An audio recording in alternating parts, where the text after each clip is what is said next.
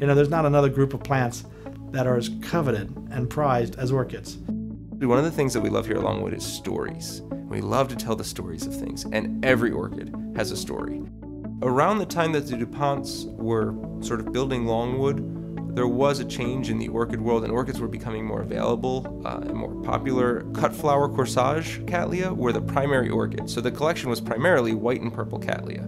Later, Mrs. William K. DuPont would give them her collection, which at the time was one of the most revered in the country, of about 2,000 plants, and that really burst Longwood's orchid collection onto the scene. Today, our collection houses about 6,200 plants, of which there are about 2,200 types. So our goal is to put all 6,000 orchids on display throughout the year, to be able to have every one of them flowering well enough to go out there, and only be there for as long as it's perfect.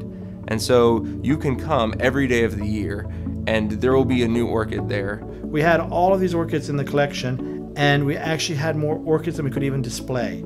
And I think that lent itself to thinking, what else could we do this time of year to just showcase these divas of the plant world? Now, when it comes to actually designing the displays, I like to take several different types of orchids and elevate them. Elevate them physically and separate them out from other plants so that people can really appreciate that special orchid.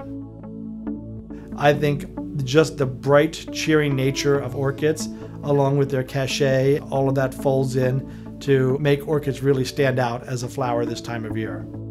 The diversity that they encompass is massive, and their beauty is astounding. They come in every shape, size, and color imaginable. I mean, you're talking about a group of plants that have native plants all over the globe. Our collection is aimed at being spectacular and beautiful in every way, while still introducing the diversity and the beauty of the orchid world and providing sort of an orchid for everyone. You know, something where everybody who comes here will find an orchid that speaks to what they find beautiful.